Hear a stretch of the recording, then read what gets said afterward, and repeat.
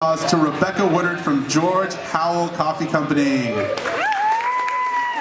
right, judges, come on in, say hi, and Rebecca, whenever you're ready. Nice to meet you. Hi. Nice to meet you. Nice to meet you. Right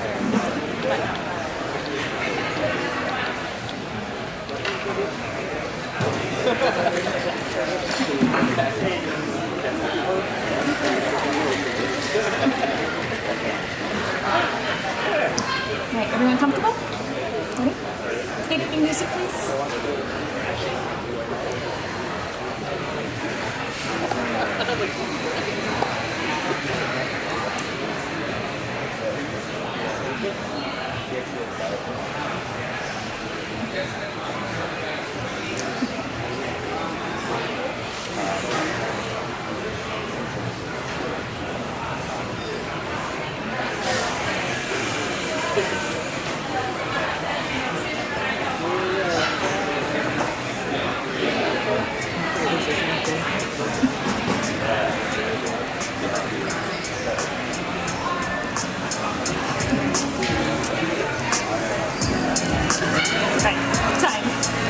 Hello judges, welcome. My name is Becca Woodard and I'm here with George Howell Coffee. The booklets you have in front of you are yours to take. Please feel free to sit back and relax and don't worry about taking notes. They have all the information I'll be giving you today. I just ask that you only turn the pages when I prompt you to.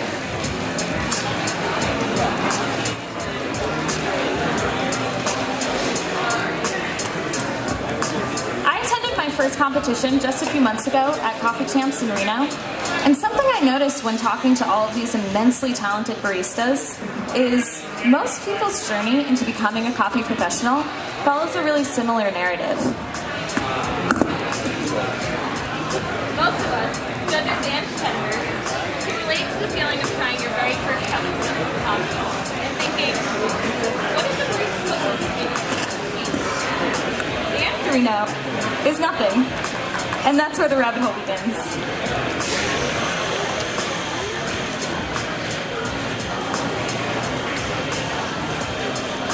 Fast forward, and many of us are now fortunate enough to be able to roast, brew, serve, and taste some truly incredible coffees on a regular basis. To witness the reaction of a customer when trying one of these eye-opening coffees is one of my favorite parts about being in specialty coffee. It does seem though, at least for me, as I continue to grow, learn, and taste, it takes a truly unbelievable cup to remind me of that eye-opening experience, to remind me of why I got into coffee in the first place.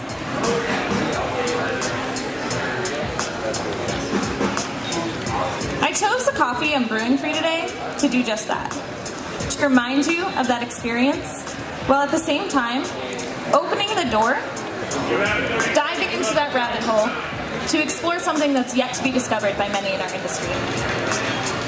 Go ahead and open your booklets to the first page.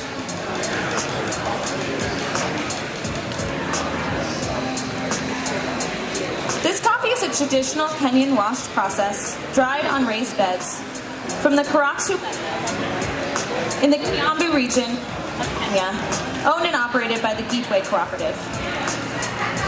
Traditional varieties SL28 and SL34 are grown in red volcanic soil, rich in organic matter, with an average rainfall of 1,500 millimeters per year. This coffee is grown at an elevation of 1,871 meters, or 6,138 feet.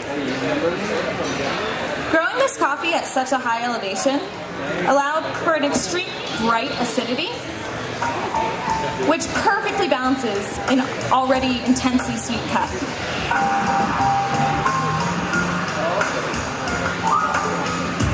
Go ahead and turn your booklets to the next page.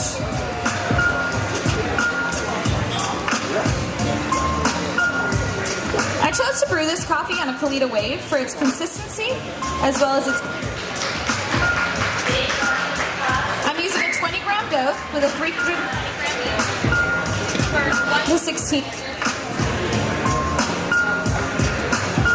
I have a series of 3 pours, the first 2 being with the last one being 100 grams.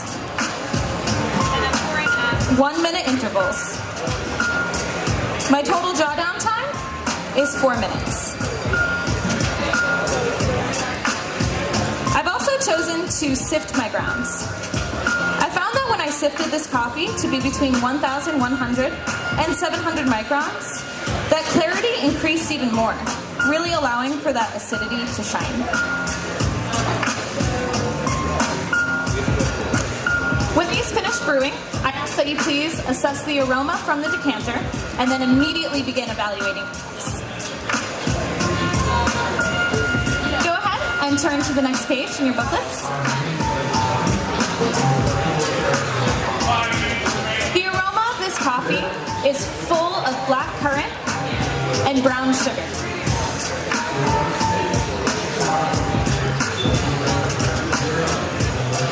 While the cup is hot, you will taste a red raspberry acidity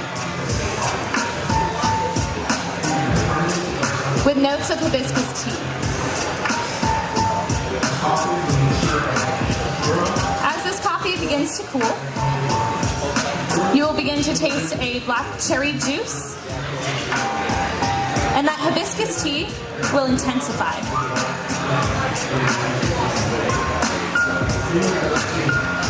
Here you are. Please enjoy. The body of this coffee is light and silky.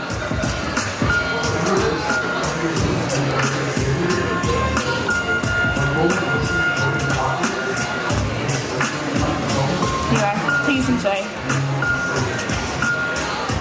It has a very clean finish with an aftertaste of molasses, blackberry, and creams.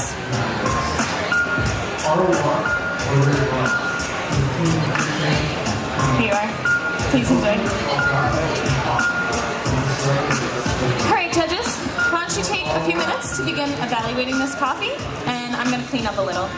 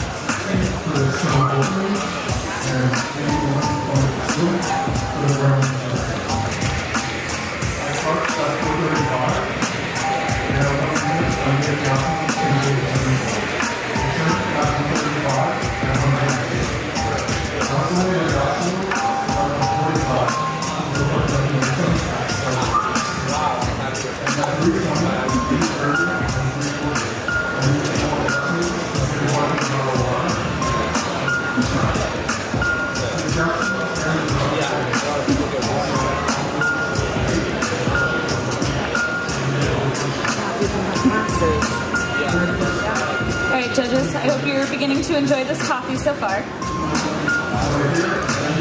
Why don't you go ahead and turn those booklets to the next page.